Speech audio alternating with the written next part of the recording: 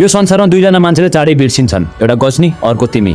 पढ्न बसे पढ्न मन लाग्दैन, माइन्ड इजिली डिस्ट्र्याक्ट हुन्छ। यो हाम्रो कमन प्रब्लम हो, तर यो टेक्निकबाट बिस्तारै हामी आफ्नो फोकस बढाउन सक्छौँ। यो टेक्निकको नाम हो पोमोडोरो। आऊ म तिमीलाई साइन्टिफिकली बुझाउँछु। साइन्स अनुसार हाम्रो ब्रेनले कन्टिन्युअस फोकस लामो समयसम्म मेन्टेन गर्न सक्दैन।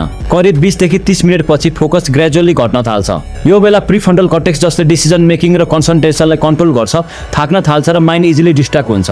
तर पोमोडोरो टेक्निकले यो नेचुरल ब्रेन साइकललाई युज गर्छ। यो टेक्निक अनुसार तिमीले आफ्नो स्टडी टाइमलाई डिभाइड गर्नुपर्छ। मानौ तिमी 1 घण्टाको लागि पढ्न बसिरहेको छौ भने तिमीले आफ्नो स्टडी टाइमलाई 25-25 मिनट गरेर 2 भागमा डिभाइड गर। 25 मिनट तिमी डिप स्टडी गरेर 5 मिनटको ब्रेक लिऊ। अनि यो ब्रेक वेस्टेड टाइम होइन, यो बेलामा तिम्रो ब्रेन रिसेट हुन्छ, अक्सिजन फ्लो इम्प्रुभ हुन्छ र कग्निटिभ ओभरलोड कम हुन्छ, जसले हिप्पोक्याम्पसलाई सर्ट मेमोरीलाई लङ मेमोरीमा कन्भर्ट गर्न हेल्प गर्छ। यसरी 25 मिनटको डिप स्टडी पछि 5 मिनटको ब्रेक लिँदै सेसनलाई रिपिट गर्न सकिन्छ। यो रिपिट साइकलले स्पेस लर्निङ बनाउँछ, जुन मेमोरी रिटेन्सनको लागि एकदम इफेक्टिभ हुन्छ।